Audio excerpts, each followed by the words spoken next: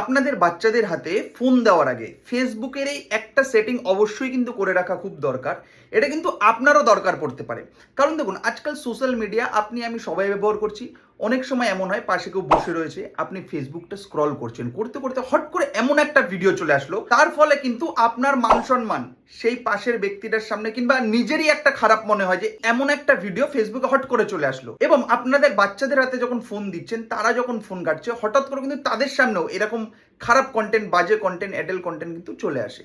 সেটা কিন্তু আপনারা একটা সেটিং এর মাধ্যমে বন্ধ করে দিতে পারবেন। তার ফলে কি হবে, আপনার বাচ্চারাও যদি ফোনটা ঘাটে, কারণ আপনিও যদি কোনো সময় ফোনটা ঘাটেন, ফেসবুক ব্যবহার করছেন, এরকম কিন্তু খারাপ, এরকম কিন্তু অ্যাডাল্ট কন্টেন্ট আপনাদের সামনে আসবে না।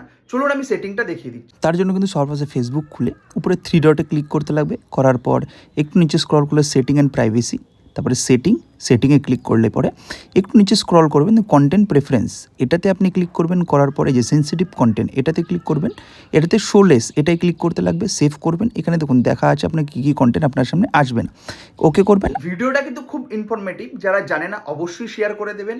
আমার পেজটাকে অবশ্যই ফলো করে রাখবেন এরকম নতুনত্ব ভিডিও পেতে।